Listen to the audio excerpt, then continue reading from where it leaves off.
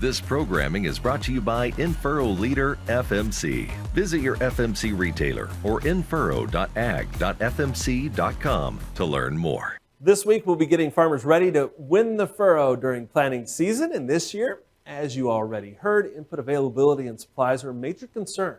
LSU Ag Center correspondent Craig Gautreaux has more on the supply chain struggles as farmers in the South get ready to roll. In less than a month, farmers in Louisiana will begin planting corn, traditionally the earliest major row crop planted in Louisiana. But this year will be very different.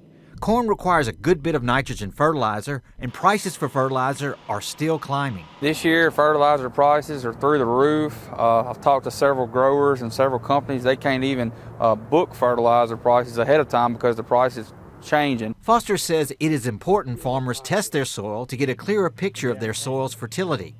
Because of the high fertilizer cost, farmers should only use what is needed for their crops. Only use as much as you need this year. This is not a year to try to build soil fertility in the soil. You want to just use the bare minimum for your crop needs. Because corn requires nitrogen, yields can be effective if it is greatly reduced or eliminated.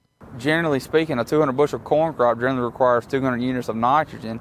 So if you cut that back, yield can suffer. But in my opinion, if fertilizer is limited, anything is better than nothing. Herbicides are another important tool used by farmers in getting their fields ready to plant. Supplies of some popular herbicides are scarce, which is requiring growers to be cautious with their usage. Growers over the years have been highly dependent on glyphosate and unlimited supply.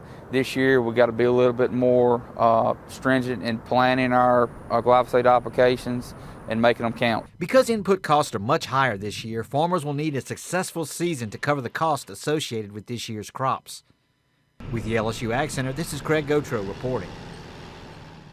All right, thanks, Craig. Now, some experts tell him it's a very strong possibility that fewer acres of corn will be planted this year because of the high costs of nitrogen fertilizer.